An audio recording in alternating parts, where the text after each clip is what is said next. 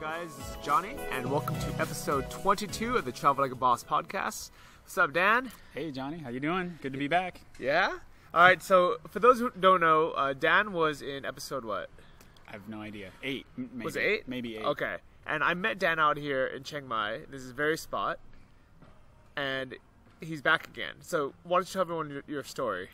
Yeah, I was here about 2 months ago, and I actually found Johnny on couch surfing. And came by with a co-working space, Pun Space, where he usually works. And yeah, we did a podcast that day. And fast forward, I went home for a month, sold my flea market, and I'm back in Chiang Mai. All right. So basically, you were out here for a vacation. Yeah. And you loved it. Yep, and I have been here before. Okay. That was about my 6th trip to Thailand, probably. So what made you decide this time, you know what, hey, let me just sell my crap and come back for, semi-permanently?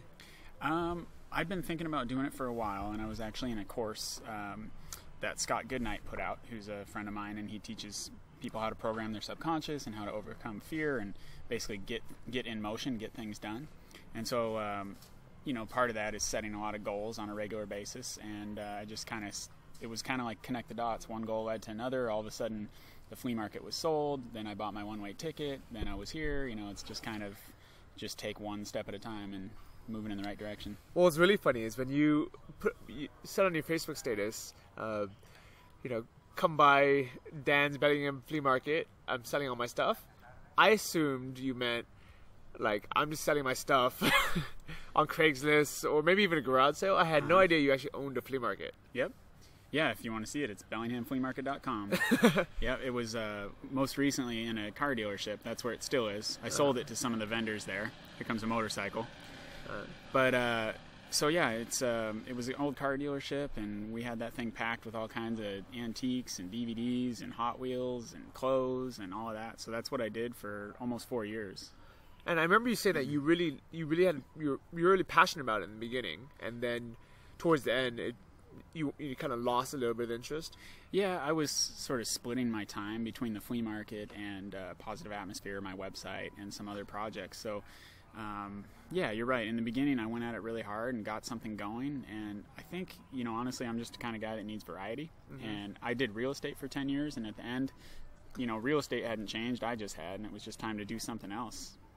I definitely agree that once you lose, the momentum, the passion for a project, it's best just to move on to something else. Mm-hmm. And the great thing is people don't realize that, whatever you've built, not only do you get paid for the time that you're working in it, if it's your own business, but also you build up a brand, you build up equity, you build up an actual business, and you can sell it for cash as well. Mm-hmm.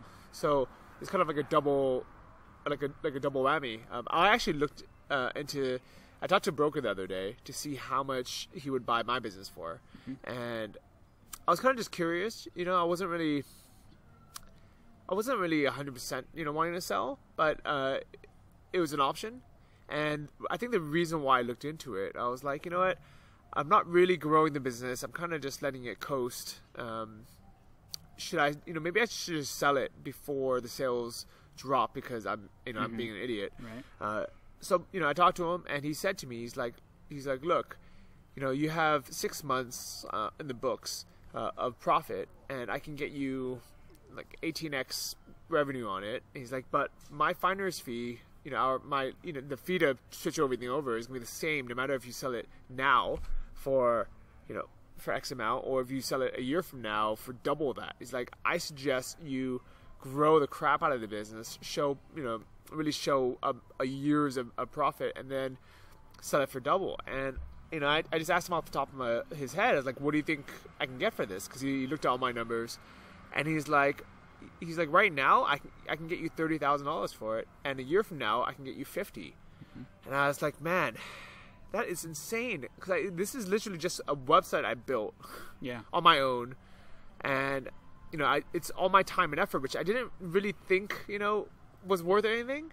But at the end of the day, every month I'm getting profit from it that I'm spending on lifestyle and traveling, and if I ever do want to sell it, it's actually worth quite a bit of money, so it's really cool that building your own business versus working for someone else, it makes it so much easier to move out here, right? Yeah.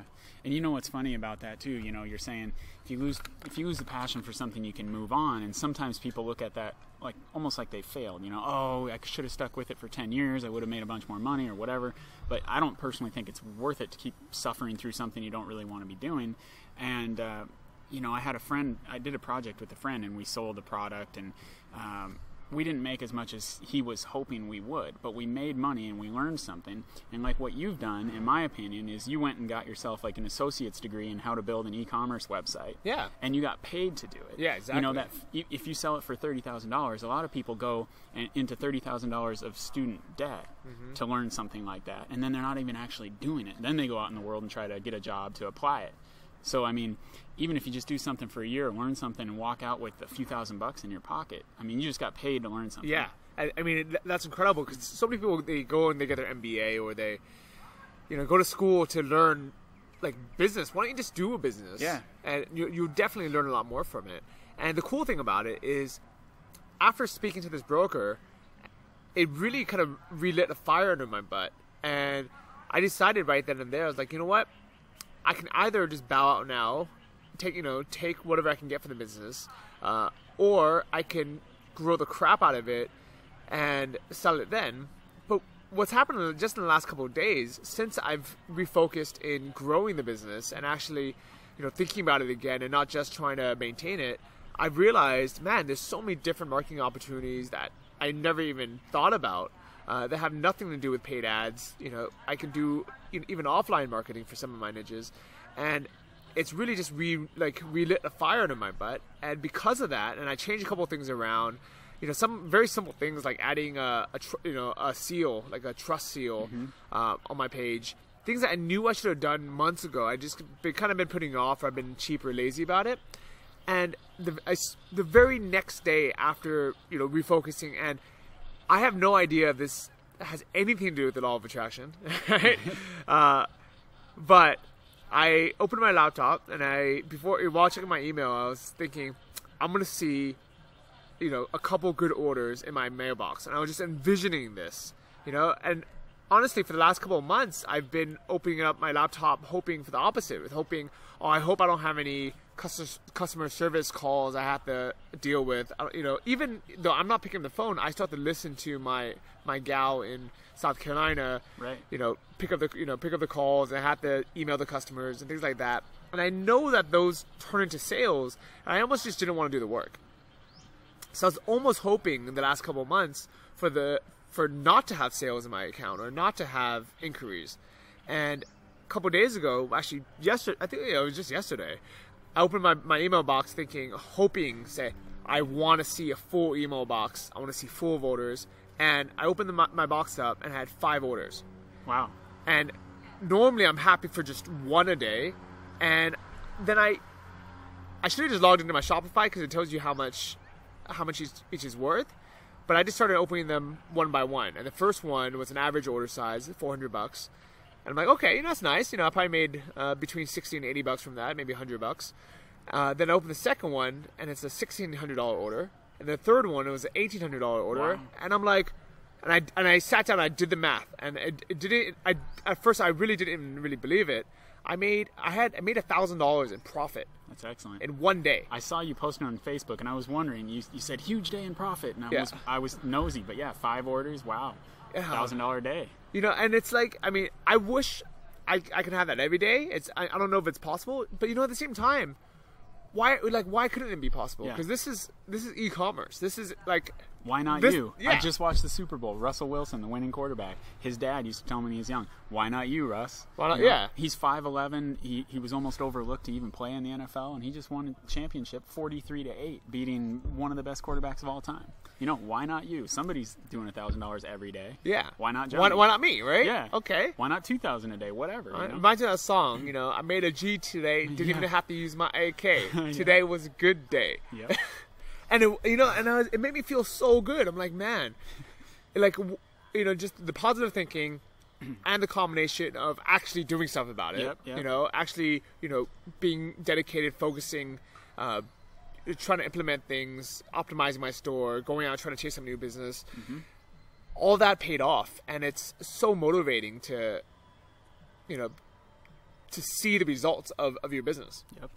Yeah, there's one of my favorite sayings, because you mentioned the law of attraction, and I feel like there are people that get stuck on both ends of the spectrum. One is you just think and expect, but you forget to work. Mm-hmm. And then you've got some people that just grind it out, and they're just down there in the trenches slugging it out like it's a battle, and they're just pessimistic and just working and chugging coffee and getting sick, But my favorite saying is, when you pray, move your feet, Yeah, okay. You got to have the mental and then put it into action.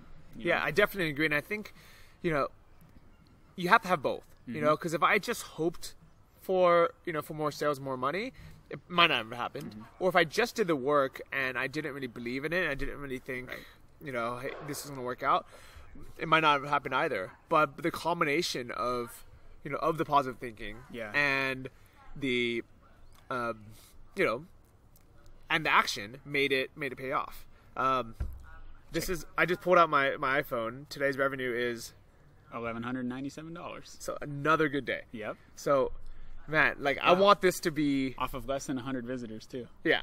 Right. That's pretty good average. Thank you, buddy. So I want this to be a trend now. I've decided, you know what? I'm gonna try to have good days every day. Mm-hmm. And the nice thing about e-commerce is, it doesn't mean Monday through Friday. It means every day. It 30 days. Well, you're sleeping too. Yeah. Yeah. Every night. Every day. Night, right? Yeah. Every 2 a.m. you could be getting a sale. Right. It was funny because I remember the day after I got here, I came by Pun Space, and you were having maybe not your best day. You were a little frustrated. There was some competition going on in your niche and all that kind of stuff. And then within, 2 or 3 days, I came in here and I was just saying hi to you inside. And then as I was saying hi, you got an order and your face lit up, and it was like the total 180 within a couple of days. I just got an order. It feels so good, man. Because it's just like, I don't know. It's just like money that appears out of nowhere. Yeah, yeah. And I mean, the best thing about it is knowing now that everything, all the time I spend into it, is actually building something, mm-hmm. and not just working for someone else. Because let's say I was working for a boss at a company and I make them, $1,000. I don't really care, to be honest. All I care is I get my paycheck. Mm-hmm. Maybe I want my bonus or something. But this, it feels like you're actually building something legitimate for yourself. It's like your baby, right? Yeah. Robert Kiyosaki, I'm guessing you've probably read some of his stuff. So he, in one of his books, he talks about self-employed people or employees versus somebody that's building a business, and he compares it. He tells this story about there's some town in the middle of the woods somewhere, and they have this well, and their well doesn't really provide enough water, and so people are thirsty and they want to wash their clothes and all that kind of stuff. So they put out a contract and they're looking for bids for people to bring water from the lake nearby to the village. Mm-hmm. And 2 guys enter bids, and they award it to both of them, so there's a little bit of competition, And so one guy gets 2 buckets and starts running back and forth to the lake and bringing buckets in and getting paid for his water. He's making money right off the bat. And the other guy just disappears, and nobody knows where this guy is. Mm-hmm. What's going on? Meanwhile, the guy's carrying buckets and just stacking up all this money and feeling really good about himself. And then after a few days, they start hearing these clanking and bumping noises and whatever, like tools and stuff. Okay. And somebody goes and looks, and this guy's got a pipeline that's already halfway from the lake to the village. And the guy carrying buckets sees this and goes, "Oh my God, as soon as that pipeline gets here, I'm done, it's over." So he's going even faster, and he gets his sons involved, and they're carrying buckets with him. But man, the day that pipeline hit the village, it was all over. His water was cleaner, he had more of it, it was cooler, That's you're building really a pipeline. Smart. Yeah. And it's really easy to forget the amount of time and effort it took me, to build that up. Because realistically, it was a little bit less than 2 months of starting the store to getting my first sale. But in reality, it was years of kind of dreaming about it and getting ready, mentally ready for it. Yeah. I read the 4-Hour Workweek in 2007. In 2008, I actually made the jump and said, you know what? Let me jump out here. Let me actually move out to Thailand, live a simple life. And then it took me a couple years to really believe that it was possible to have a real internet business that actually makes legitimate money selling real legitimate products. I mean, because at the end of the day, everything that we sell, I'm an authorized dealer for a big American manufacturing company, and if they bought it directly from them, or they bought it at off of Amazon, or if they bought it off of Overstock, or they bought it off another website, it still comes from the same manufacturer. So it's not like I'm building anything. but I'm just helping them. I'm helping connect the customers to the exact product they need, helping them with all their options. And at the end of the day, there's no difference between my company and a huge, a company with 50 employees. If anything, I probably actually provide better service because I actually know all my customers' names when they call in. There's no automated prompt. It's Teresa picking on the phone. Yeah. So it's great. Yeah, that's great. I read the same book, 4-Hour Workweek, back in about 07-ish, started Positive Atmosphere pretty shortly after that. But, it took a few years to really make that leap, too. Like, the seed was planted, but it took a little while for it to kind of grow, and I gathered more information and kind of had to see other people who were successful. And then at some point, and you did it quicker than me, at some point you just got to make that switch, and it's like you flip it and go. And I just did that. You did it several years ago. But I think what you did was you actually built the businesses and allowed you to travel way before I started building my business. So even though I had, I started traveling first, you built the business first. So at the end of the day, you kind of need both. You know, you can't just come out here, with a wish like I did and just live as cheaply as possible. I mean, you can do it, but at the same time, I realized I was kind of lying to myself for a couple of years, trying to live on a super tight budget. When I could have been out here and lived a really good life for not that much more money if I had a steady stream of income instead of going back home to save up and then coming back out again. I think what's really cool about you is you have Positive Atmosphere that brings in online income, and now that you're not focusing and splitting your time with your brick and mortar company, you can focus on that full time. And there's so many people out here. Like, I bet you literally every single person sitting at Punspace right now can give you one piece of advice that will help you grow your business. That's what I've been doing. I mean, if anybody out there is listening to this and thinking about relocating to be around other, internet entrepreneurs, this scene right here is so valuable. I've been here for about 10 days, and I've already more than doubled the average daily income of Positive Atmosphere. Really? Yeah. Wow. And what I did when I first got here, I just walked around. I was the new kid. It felt like it was my first day of school. I actually felt kind of nervous coming here the first day. I'm like, man, I'm here now, and like these are the people I'm going to be sitting next to and working next to every day now. I hope they like me. I wonder who they are. I really only knew Johnny, and so I showed up and just started meeting people. Oh, geez, red alert. So, but I kind of just took my laptop, put it on my website, and just walked around and showed it to people. And I was like, hey, what do you see here? I wanted to see it through their eyes, and everybody had a different spin on it. Several people gave me almost identical advice, and I made some of those changes, and things are happening. I can focus on it. I was always splitting my time. I was always working on the website when I didn't have some kind of fire to put out with the flea market, when I wasn't doing a tax audit or whatever, cleaning the toilets because somebody else that was supposed to didn't, I mean... And those are all things that you didn't need to do and weren't really making you money. I mean, what was making you money was your online business. And now that you have actually time to focus on it, it's natural that it'll make you more money. Yeah. Well, the flea market paid my bills for a few years, and it was good. Before that, I was in real estate, and that's what paid my bills.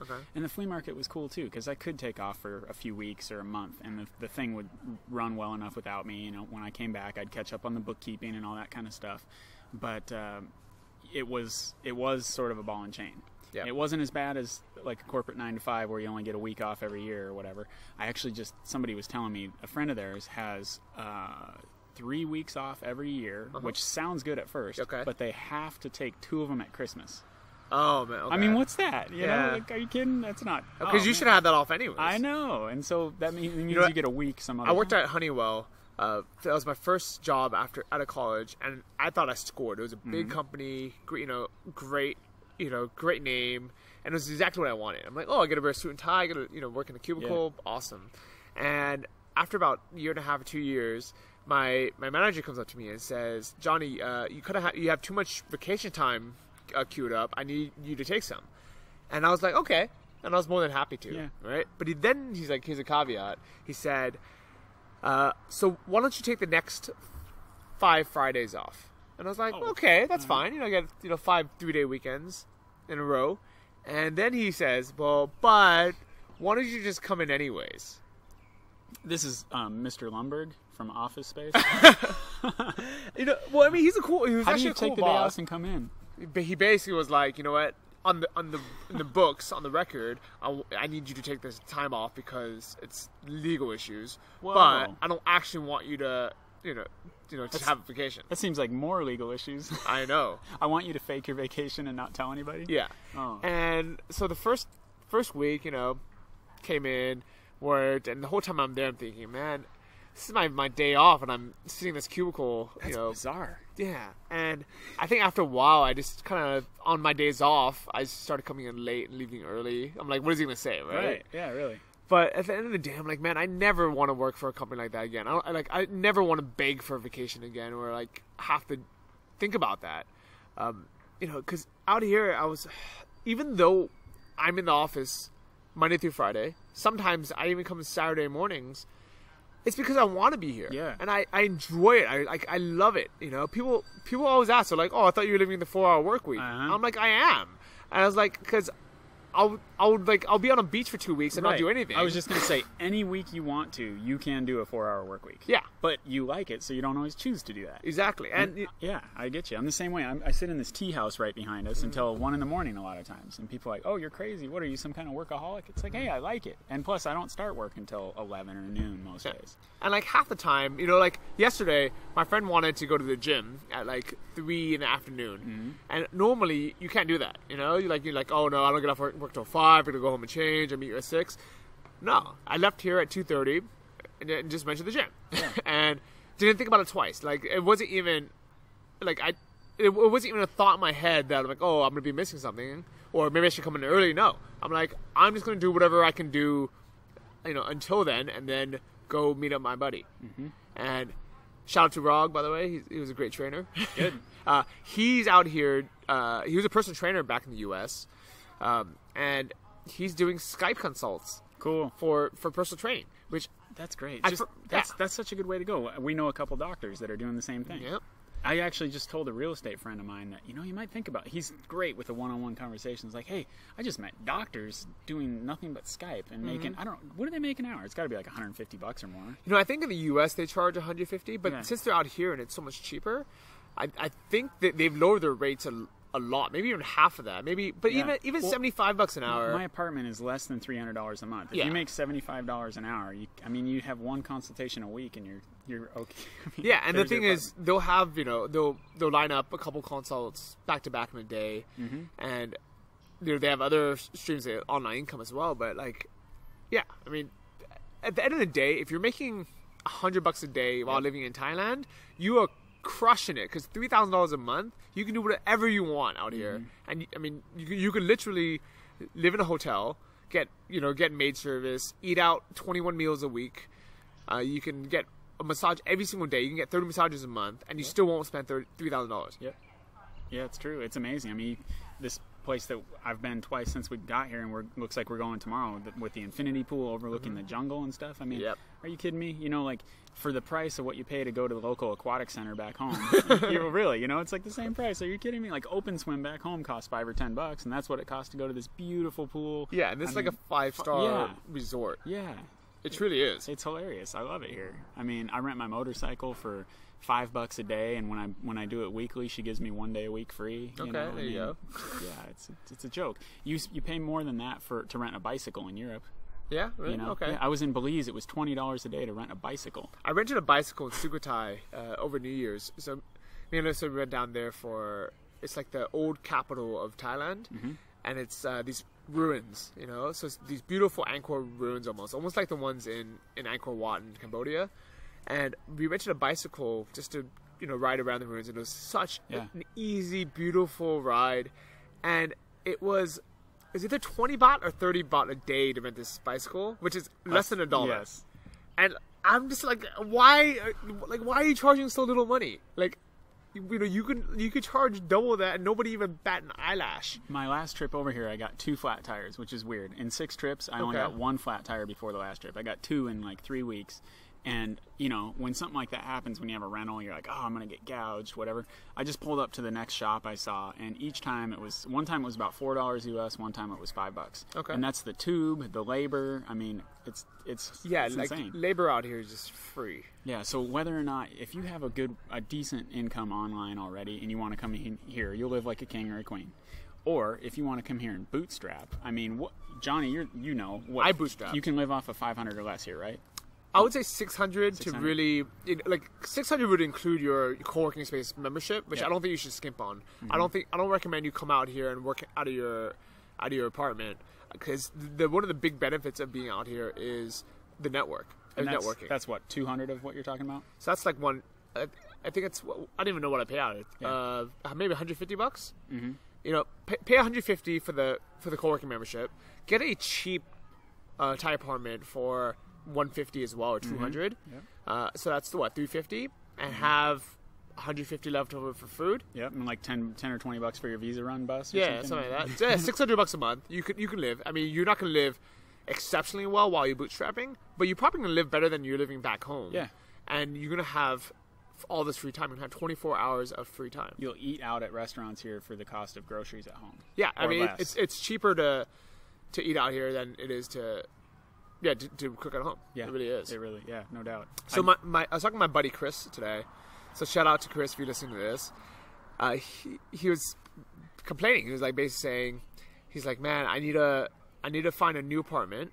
I need to find a new job, and I need to sell my car because my car, it's time to change cars. And he's been wanting to come out here to Thailand for years now, and he's been dreaming about it. Sounds like the time. And I'm like, dude, what do you have to lose? And he's like, I don't know, and it's just the doubt, right? And I said, look, dude, I promise you're gonna love it out. He's like, I know I'm gonna love it out there. And I'm like, well, what do you have to lose? He's like, nothing. And I'm like, well, why don't you just book your ticket? But it's that doubt you were talking about earlier. Uncertainty, I think. I mean, I don't know the guy, but it sounds like, people are scared of uncertainty. Has he ever been to Thailand? He came out here a year ago to visit. Okay. And he had a blast. He had such a good time. We went scuba diving together. We went down to the full moon party together. And literally, he was only here for a few days because of his, in the U.S., you can only take 1 or 2 weeks off. Lumberg wanted him back at work. Yeah. And so, literally, in the time he was here, we hung out on the beach and we were smoking hookahs on the beach with 5 Swedish girls. Mm-hmm. The next day we went scuba diving and then went to this, this beach party, and he's like, Johnny, this is the best life ever. And I was like, dude, this is what I do every day. Literally, this is our life every single day. Eating great Thai food for $2, hanging out, with great weather. I keep forgetting that it's cold in the U.S. I know. It's funny. We sit under this giant tree, and when a breeze blows through, it looks like it's snowing these little yellow leaves. And it reminds me every time I see that back home, it could be snowing for real. Yeah. And I'm sitting under the shady tree because it's 90 degrees during the middle of the day here. We're just trying to stay cool. It's unbelievable. And you know what I want to say too? Okay. Just so it doesn't, because I hear a lot of sugar-coated stuff out there online, and you know what? Both me and Johnny, we had some times where it was tough, I know that, and you've shared this, so I'm not telling people anything you don't want to tell them, but, during your couple of months getting your site and your business up and running, there were some moments where it was frustrating, and you're questioning yourself, and you're questioning the business or whatever, or maybe the product that you're selling or whatever, and you have those doubts. But, if you just keep going, just take the next small step, because I've been there too, at times, just stressed out about to have a nervous breakdown practically, just too many balls in the air, freaking out, overwhelmed.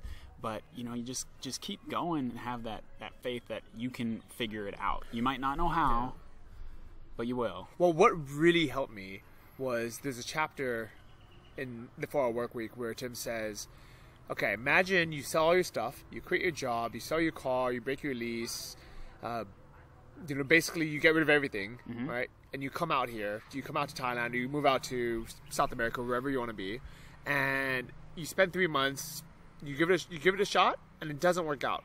For whatever reason, you end up hating it, or you end up missing home, or whatever reason, you go back. Yeah. How long would it take for you to get your life back to exactly where it was before you left?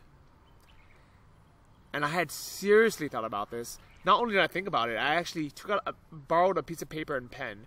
I was on a dive boat at the time, and I think I had just finished my open water certification, and I was really excited. I was talking to my dive instructor, this guy named Renee Kristoff, and I asked him, how much do you pay for rent out here? And I was asking him all these questions, and he probably got it all the time thinking, this guy's not going to move out here.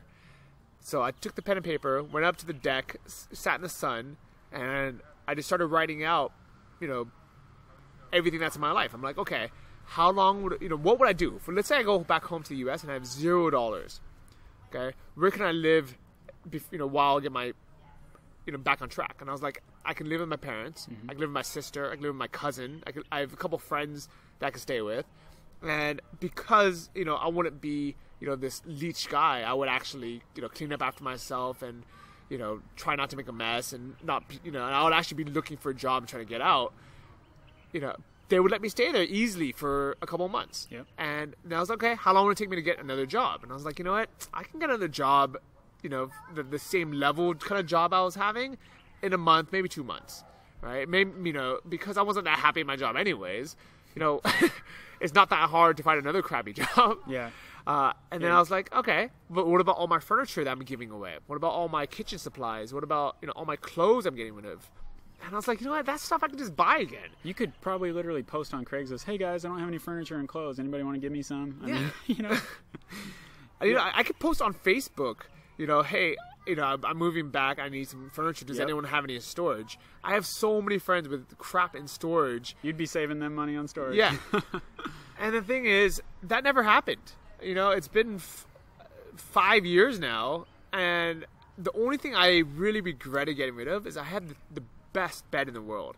It was made by a company called Custom Comfort Mattresses. Is this available for sale on your website? No. I basically just gave it away to somebody, and I wish I would have bought it, I'm sorry. I wish I would have kept it. Yeah.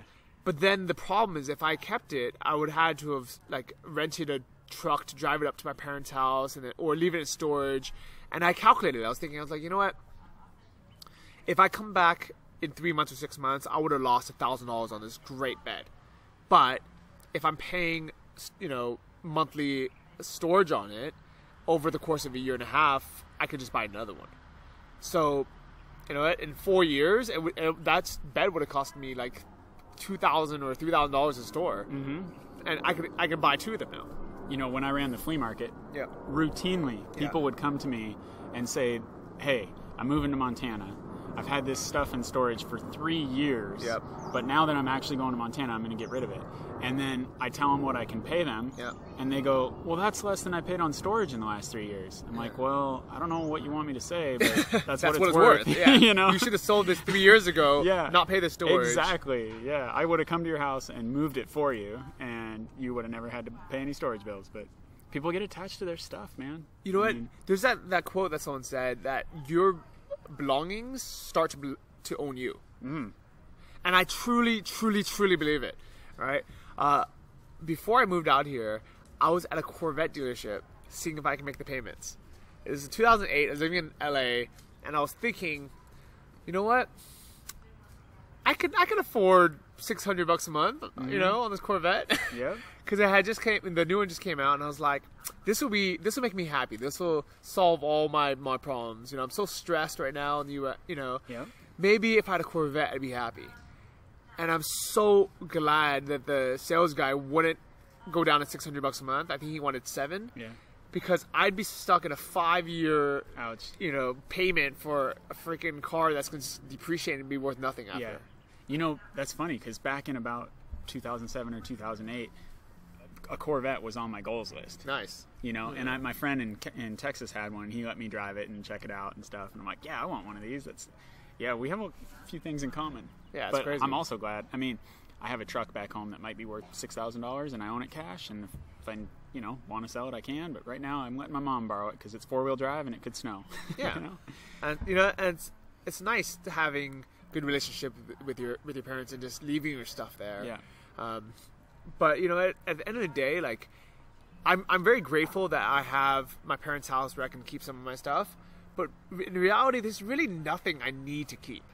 Like, every time I go back, I actually end up donating about 6 or 7 bags worth of stuff to Goodwill. No, sorry, not Goodwill. Salvation Army. Yeah. I don't know if you ever read that infographic, but about what they pay their CEO. Yeah, I've heard about that. Oh man, I've never seen it in writing. So the CEO of Goodwill gets paid like $250,000 a year, has a jet, all this stuff. The CEO of Salvation Army gets paid $36,000 a year. Wow. And the problem is they both sound like they'd be like Visa, MasterCard, or like the same company.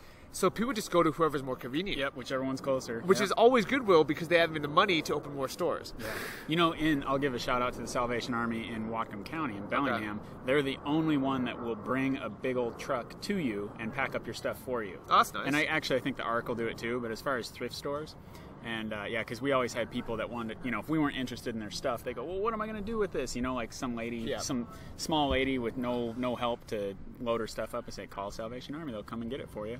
Yeah. And I've had people that were vendors at my place that were actually employees at other thrift store chains, like major thrift stores, and they would do the same thing. They'd bring me stuff instead of taking it to their own work because they didn't like how much some of their executives were getting paid. But that's really cool. Thrift can be big business, man.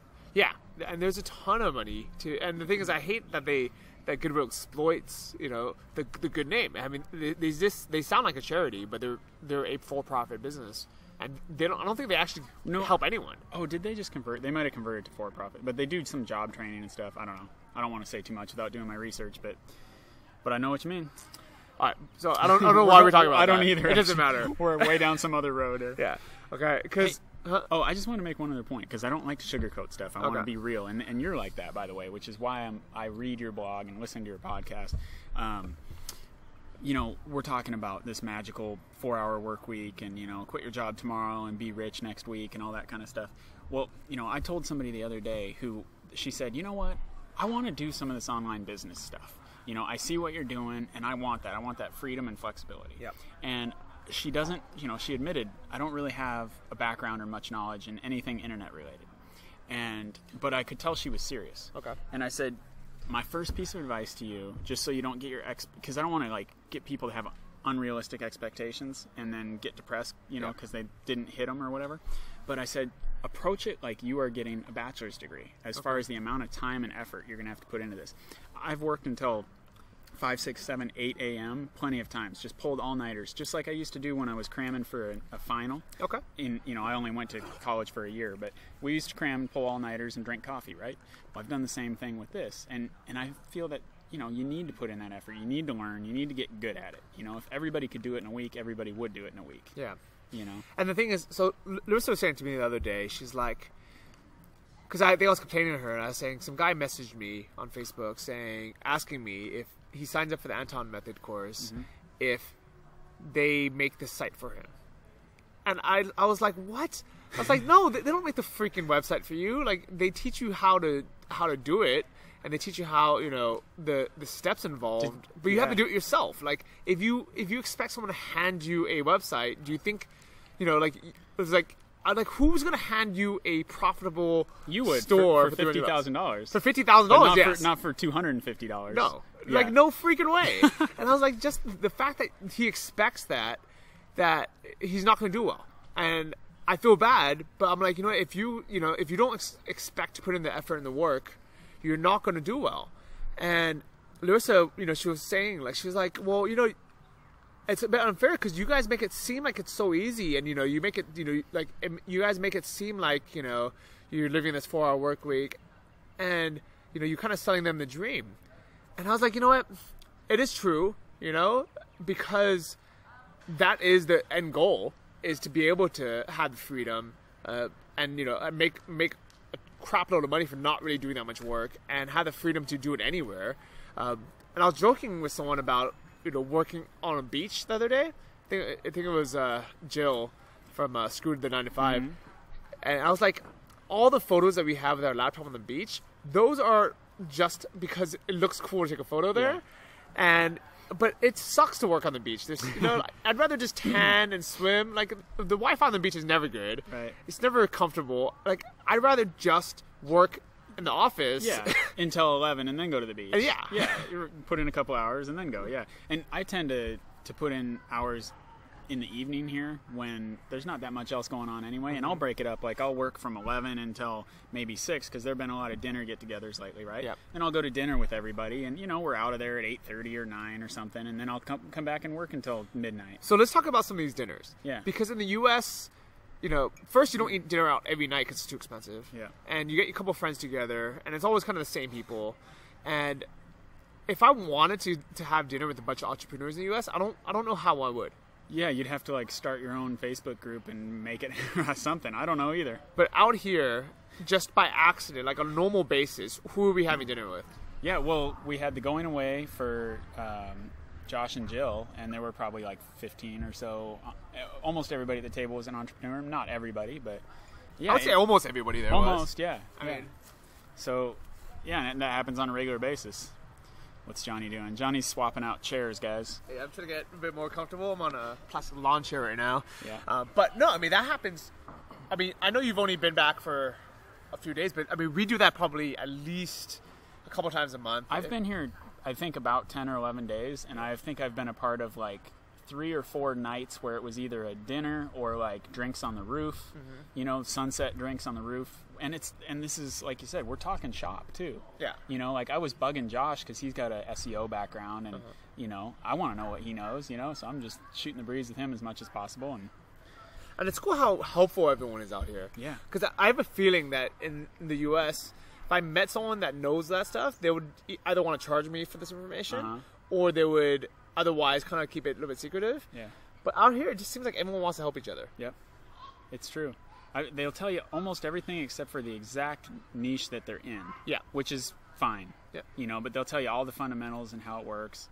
And, you know, it's funny because when I went back home, part of this course that I was doing was you have to make a vision board, right? They called it a storyboard, same thing. So, you know, you have all these images of what you want to create and what you want your life to look like. And this is almost like embarrassing, but there was a picture of you on there. What? Yep. There was you riding a horse in, what, Peru or something? Okay. You know, because I wanted the lifestyle that you had. I wanted that freedom. And there was a picture of Anton with a giant tiger. Nice. You know? I like it. And because I was starting this Anton's course, Yeah. you know, on drop shipping and stuff. And then there was a picture of me going off a rope swing on Kopangan, the wipeout thing there. Okay. It's like a big obstacle course, you know, because that's what I wanted to be doing. And I had a picture of this courtyard we're sitting in right now, too. Okay. I had a picture from the road there of this pun space in the courtyard and all that. And I'm sitting here right now talking to you. I think Anton's going to be somewhere in Asia soon. I'll probably... He's so he just got off a plane. It was a long plane ride because he was in Argentina for the past couple of months. So he flew from like Buenos Aires to God knows where to somewhere else to get to Vietnam. Yeah. So he had just arrived in Vietnam. I think it was yesterday. I just spoke to him on Facebook, and he's touched base in Saigon, and he's going to be there for a couple of months. And I think after that, he says he's going to come back to Chiang Mai. And I was like, you know what? I'm going to come out and see you. I was like, I'm just going to come out and hang out. Larissa wasn't too happy about it because we just started dating pretty seriously, pretty recently. And I mean, things are going so good. I mean, like, and I honestly think it's because the rest of my life is going so good that my relationships are going good as well. Because if I was unhappy in life and I was broke, and it has nothing to do with the money, because like Larissa never lets me pay for anything. I had to beg her to let me treat her out to dinner tonight. And I said, I was like, look, does she have a sister? Twin, no, identical twin. The thing is, she's beautiful. Yeah. She's a sweet girl, and like out here, it's such an easy life to just like we can like literally our dates are, hey babe, would you like to go to a waterfall with me? Yeah. She's like, okay. Yeah. Would you like to go to have like amazing Thai food in like a garden setting, with like I don't know, the best service ever. Let's go get massages together. Let's go do whatever the stuff is, and you can't really do that back home, and. Yeah, unless you live in Hawaii and your house is worth $5 million. I mean, Yeah, and like we hung out at this great pool. We kind of just sneak into resorts sometimes, and we just hang out at the pool. I mean, because they figure, hey, 2 Westerners, they're probably staying here. So yeah. And if they catch you, you have to pay a whopping $10. Yeah, who cares, right? Yeah. And tomorrow we're gonna go to the Veranda, which is that infinity pool that you were just speaking of. Yeah. That it basically looks like it's cascading off of a mountain into a jungle. Yeah. And it is so beautiful. And that'll be my 3rd time there in the last 12 days, I think. Yeah. And it's almost like, why not, right? Yeah. I mean, it's like if you live I mean, it's a beautiful drive out there too. It is. I mean, imagine hopping on a scooter. It's like a motorbike, right? Yep. And it's like probably half an hour drive through kind of the hills. Great weather, great air. It's just a fun drive. I mean, I would do that drive even if it had no destination. Yeah. I like riding for no reason. I'll do it quite a bit. Yeah. So, I mean, for the people that, that ride motorcycles back home, it's because they were trying to escape from something. And out here, it's like, it's just part of daily life. It's so much easier just to have a motorbike. I wouldn't even want a car. No, me neither. I think that every time I ride in between lanes for like a quarter mile while people are backed up at a stoplight, every time you do that, you save a good 10 minutes sitting there in traffic, gridlocked. I feel really bad for the locals here that they're kind of stuck in this mentality where they need to keep up with the Joneses because their friends bought a car, and stopped driving scooters. They want a car too because they almost feel like their life isn't as good if they don't own a car. Right. And once they own a car, they never go back to riding a scooter because it's almost like a failure, I guess. Yeah. Like what happened to your Mercedes? Why are you driving a scooter again? And they almost don't realize how good they have it out here. That is interesting. And maybe they have, It's kind of ironic, too. I mean, we're here to do the opposite, and the people here are trying to upgrade to the big car. Yeah. Well, what's funny is, people always assume that foreigners are like, oh, they're American, they must make a lot of money. Why are they wearing flip-flops and shorts every day and riding a scooter and eating $2 Thai food? Why aren't they, driving Mercedes, wearing, these suits, eating at, like, wherever, like, at McDonald's or eating at these, like, Americanized restaurants, Sizzler, stuff like that? Yeah. I'm like, I don't want to eat at Sizzler. I agree, man.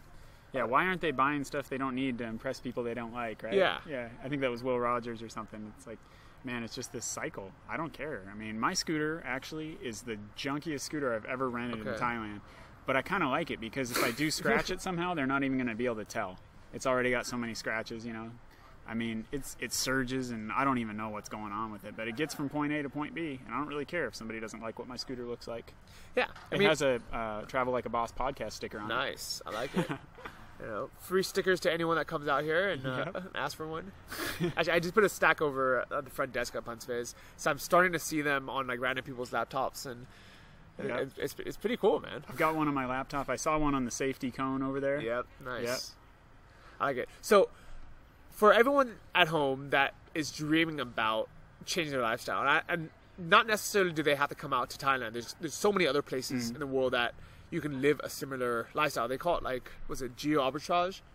Yeah, I've heard that. Yeah. Argentina is cheap right now, and it's I heard it's amazing. I think the only reason Anton wanted to move out here was because of the network we have, like the group of friends. He also doesn't speak Spanish, so he's like, man, it's a bit frustrating to have to try to learn Spanish that quickly. But that would be a great place to live. Yeah. My dad had a place in Argentina for a while, and it was nice. I was way down south where the boats leave to Antarctica. Oh, nice. And yeah, it's cheap down there. Any bottle of wine pretty much is about $3. Okay. So we go out to dinner, and everybody just get their own bottle of wine. Well, and I heard it's really cheap to live in Spain right now, too. There's Berlin, Germany. Berlin is cheap. I was really shocked. I went to Europe a year and a half ago during the summer, my first trip to Europe. And I flew to Berlin just because it was the cheapest plane ticket. And for some reason, I just didn't expect much of Berlin. I thought I'd be there for 2 or 3 days and then keep going. But I wound up there for a week. Food was cheap. There's always all kinds of music going on. I really like that city. It's a fantastic place. Yeah. I'm actually going to head out there this summer. Yeah. And so I'm going to start, I think, in, summer. I kind of want to do, Eastern Europe. Just because it's kind of laid back. I have no desire to go to London or go to the big places. To me, Berlin is is the place I know I'm gonna like. So I want to start in Budapest and do a couple of places like that, maybe like Prague or something, and check that out for a month or two, and then head over to Berlin and check that out, and maybe just make that my base for the summer. I think Chiang Mai is gonna be my home base, but I want to spend 6 months here. And then 6 months kind of in other places as well. Yeah. So next week, I'm going to Vietnam. Wednesday. Yeah. So this time, by the next podcast, I will be in Vietnam. And there's going to be so many entrepreneurs out there that I could basically queue up like a year's worth of podcasts just from the guys out in Vietnam right now. I want to ask you while I'm thinking of it. You're going to Saigon, is that right? Yep. And is there a nice beach close enough to Saigon that I could come in and hang out for a day or two and then go back to the beach? I have no idea. I've never looked at a map of Vietnam. Okay. I have no clue. I didn't even know that Saigon was the same city as Ho Chi Minh City. Uh-huh. But what I do know is it's relatively close to Da Nang, which is a beach that a lot of entrepreneurs are at right now as well. Yeah. I'm considering going over to some beach that's close to you guys because I'm not really a city guy. Okay. But I could see myself coming in for like a night or two and then going back to the beach. Yeah, I see that. Because you're right. The networking is huge. I mean, that's really why I'm in Chiang Mai. You know. Well, I mean, that's the reason why I'm going to Vietnam. Yeah. Is, right now it's actually perfect here. I know the birding season is supposed to be coming up soon, but if you look up, you can look at the mountains right now, and the air quality is amazing. The weather is incredible. And maybe the month of March is going to be bad. But you know what? The networking is there right now. Anton just landed. There's a ton of other DCers and other people just in general, entrepreneurs who are there right now. And I'm like, and it's mainly because my visa runs out and my apartment and my bike and my Pun Space membership all run out on the same time. I'm like, you know what? I don't want to renew it for 2 weeks and then have to leave because it's smoky. If you're wondering what we're talking about too, I didn't know about the burning season until maybe a week before I got here, but Johnny told me about it, and it's the farmers all burn their fields during the hot part of the year and when it's dry, and so March can be pretty bad. But I found a website you can look at the air quality index and stuff in Chiang Mai, and right now it's good. Yeah, well, right now it's perfect. I mean, we don't need a website. We can just look up the air. It's perfect. But I figure it's just good timing. So even though I love it here and I really have no reason to leave Chiang Mai, I'm going to go check out Vietnam for 3 weeks, maybe a month, and just to go say hi to some people, network a bit, and see if I like it or not. But either way, I'll be back in Chiang Mai for Songkran, which is going to be incredible. When is that? It's officially April 13th. Okay. But it starts a few days before. So people can't wait. Yeah, I mean that's just the tradition because Songkran's a Sunday.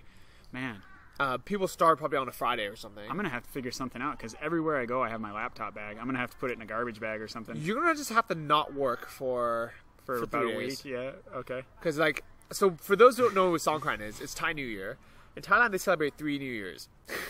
The normal, January 1st, Chinese New Year, and then Thai New Year. And their tradition is they have a nationwide water gunfight.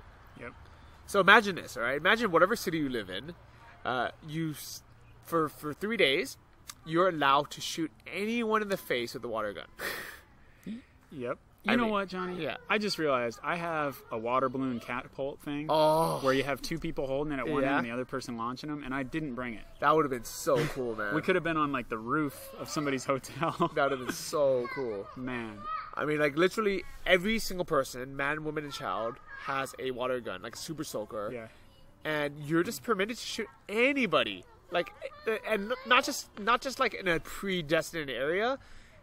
Someone walking out of their office, someone coming to their house, you just shoot them, and it's acceptable and it's fun because it's hot. It's probably maybe 90 degrees out. It's sunny, and when someone shoots you in water, you know what? Just smile, shoot them back. Wear your swimming trunks for a few days, and okay. I'm looking forward to that. I've missed it. I've missed it by just a little bit a couple times. I've been here right before and after it. But. So for this time, make sure you're here for it. And by far, the best place for Songkran is Chiang Mai. Yeah. They have it all across Thailand, but most places it's only for a day, and maybe it's for a day or two, but it's not really that widely celebrated. In Chiang Mai, it is literally everyone everywhere. And they just happen to have a moat surrounding the entire city too, right? Yeah. Oh, it is insanely fun. All right, so. Chris, if you listen to this, book your plane ticket, sell your crap, move out here, give it a shot. And anyone who's in Chris's shoes, where you want to make the leap, just really seriously ask yourself, what really do I have to lose? Yeah, you can always go back, just like Johnny was saying. Yeah, and you can go back, and you're not going to want to. And if you go back, guess what? You have a new car, new clothes, new furniture. So why not, right? Yeah, why not? All right, guys. Peace out. If they want to check out your website, positiveatmosphere.com. Nice. And go buy Johnny's book. He never mentions it. He's so humble.